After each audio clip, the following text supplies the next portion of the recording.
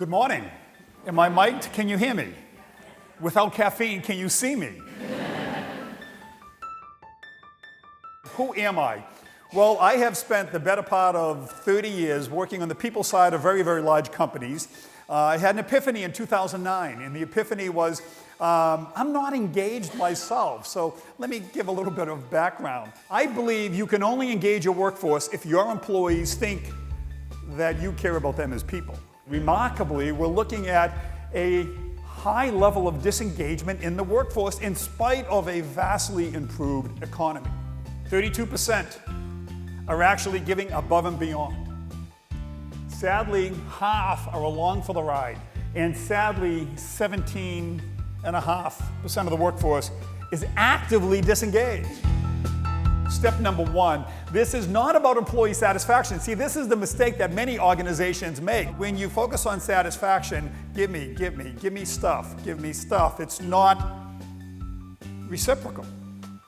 And you run the risk of having a satisfied but underperforming employee. My goal is, how do I get you to reach your potential as an employee? And it's a partnership. And when you do it well, you have commitment on both sides. Satisfaction can be an outcome, but it shouldn't be your goal. Now let's step into it starts at the top. If you're trying to build organizational-wide engagement, I have to trust the leadership.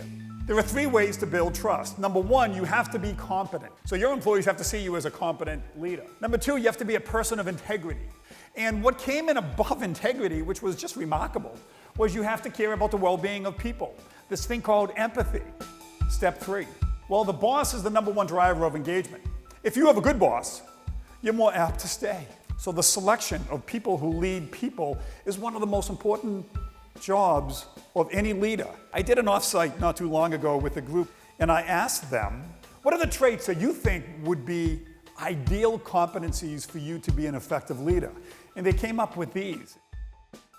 Unless you are empathetic, your employee who's going through hardship is not going to come to you and let you know they're going through hardship. Step 4. I've often said communication is the cornerstone of engagement. You have to communicate 13 times. Your employees don't hear it unless they see it or hear it 13 times. So how are you building redundancy in your communications? What drives engagement is not what, it's who and why. See, who and why is an emotional connection to the brand. What is an intellectual connection? You're more apt to give above and beyond if it's coming from the emotional piece. Think heart. Individualize engagement. I used to think we have to treat everyone the same. No, you can't treat everyone the same. It's a myth. I grew up on the human resources side of things, fair and consistent treatment for all. And then you start treating everyone the same.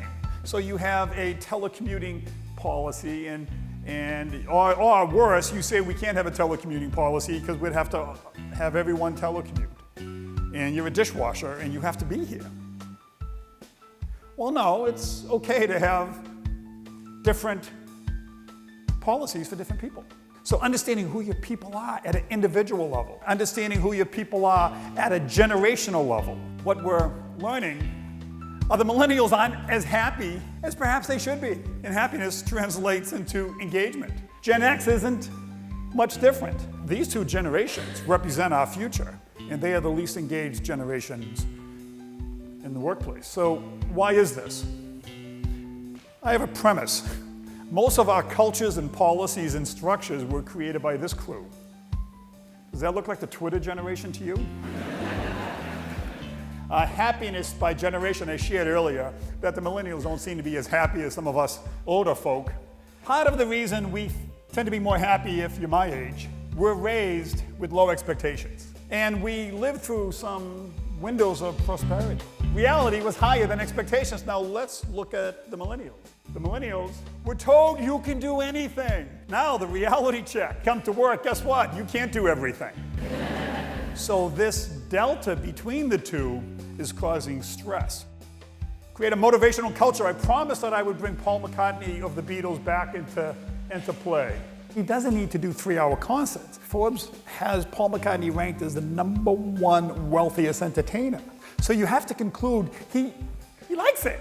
And if you watch Paul in concert, you realize he's damn good. There's a need that he's filling, right? His tickets sell out in 2 minutes, even at age 74. If you overlap these 3 circles, you will boost engagement. If you yourself sitting here today don't feel very engaged, it's probably because there's not an overlap.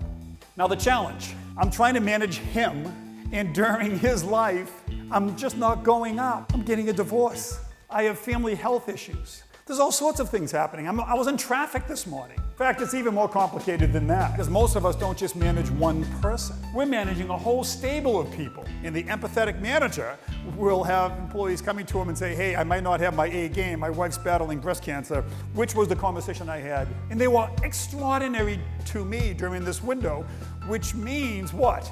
During the better times, I am far more likely to give them above and beyond. Create feedback mechanisms. Innovation comes from the input of others. Are you doing surveys? Are you asking people what they think? Are you doing town hall meetings?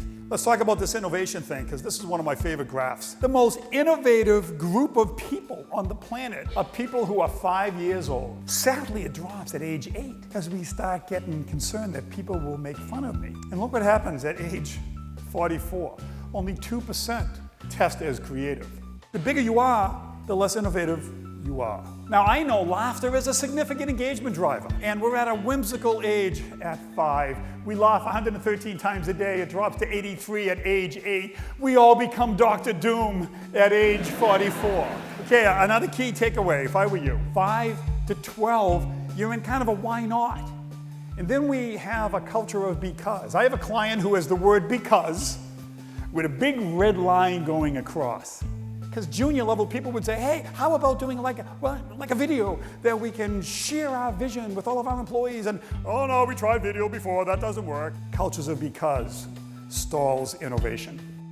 Okay, we're going to talk about money for a second. Money does not drive engagement. Unless it's perceived to be unfair, then it drives disengagement.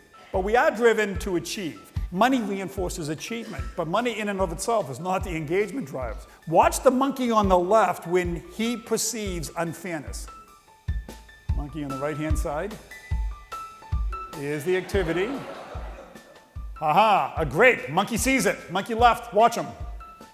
Activity. Cucumber slice.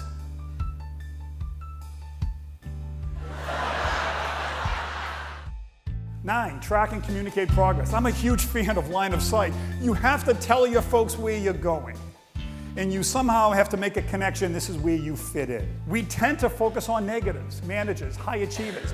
We tend to focus on what's not working. If you focus on the positive, you're more likely to see the replication of positive behavior. Lastly, hire and promote the right behaviors and traits. Do you know who you are? Because until you know who you are, you can't hire the types of people that will succeed in your business. Let me share this BEST concept. BEST stands for B-E-S-T, education and skills. Don't focus on education skills. If you think about people you fired, you did not fire the accountant because they can't add. You fired the accountant because they're late. Education and skills, it's sort of like having jacks or better just to be in the game. You need it. But the differentiators come from the B and the T. Thanks, folks.